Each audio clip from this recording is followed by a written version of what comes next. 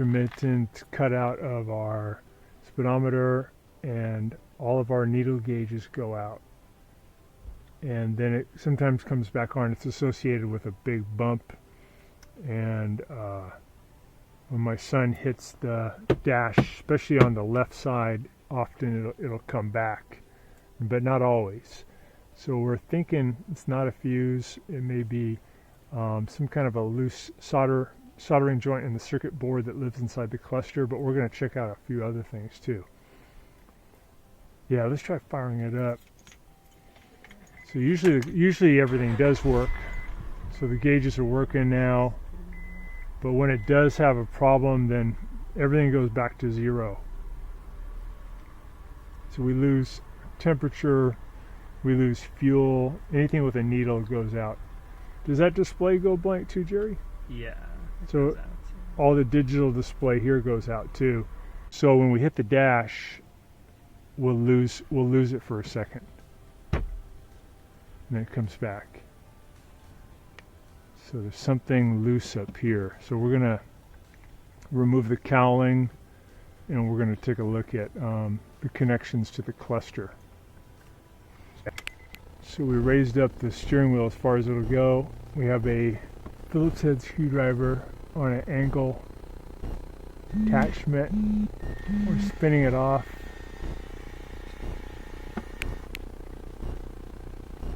If this video is helping you, please consider pressing down in the lower right hand corner of your screen the subscribe button, and that really helps our channel.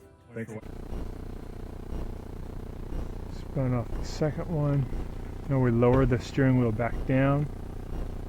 I'm going to grab the cowling from the base, pull it, kind of wiggle it, pull it.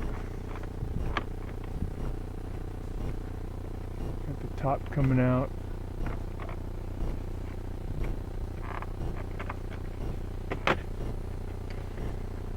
Comes the cowling. We have to take out these screws down here, Phillips head. And there's a couple at the top here. Two at the top. Taking out the two Phillips head screws here at the bottom. One here, one over here. Let's take out this top one with our angle tool. Taking out the second one.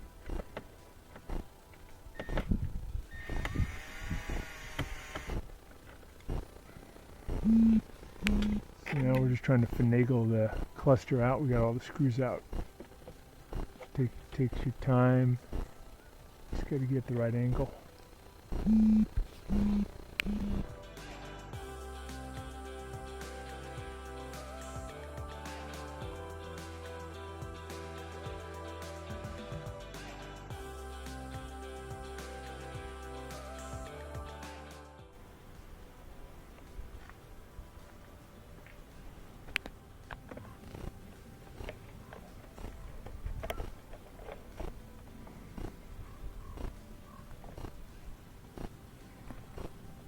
So, this is where our friend comes in and is soldered into position.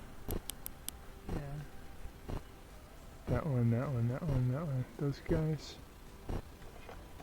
And when we move this thing around, the circuit board flexes a little bit. It's normal. It'd be more like this. To drop out to zero. So we think that it could be a problem with the cluster. We checked the wiring harness that went in for voltage, and we bent it back and forth while checking for voltage, and we didn't get voltage drop. So we don't think there's a problem with these wires. We think it may be something to do with the pins themselves. So we're going to use the dielectric grease, or maybe something to do with this connector being able to move. Putting some dielectric grease right now on the male side of this connector, the modular connector that's coming from the car to the cluster. We're going to put some on there.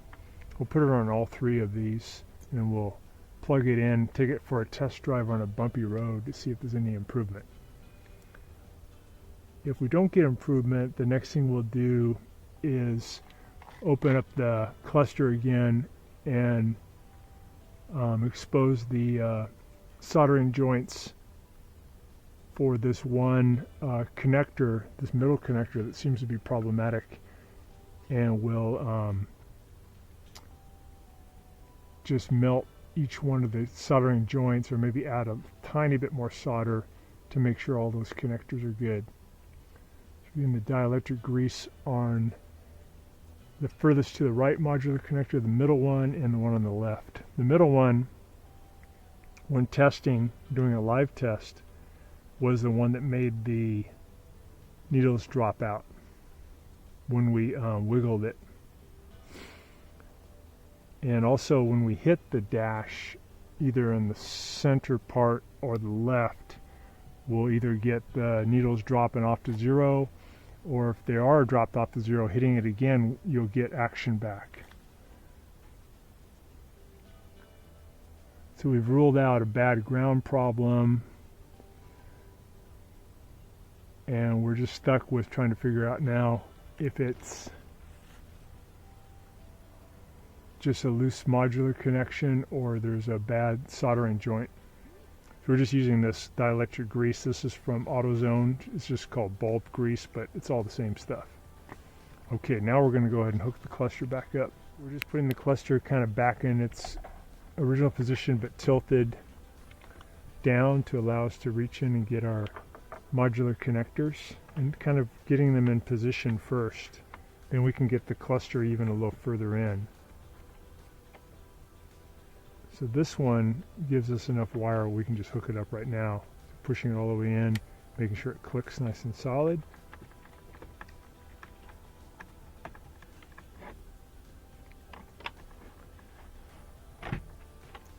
So Jared's got a hold of that one furthest to the right. That one's a little tricky. He's pushing that one back in. All right, now he's going to do the middle one. And we're going to perform a live test before we do the final install to see if anything's different.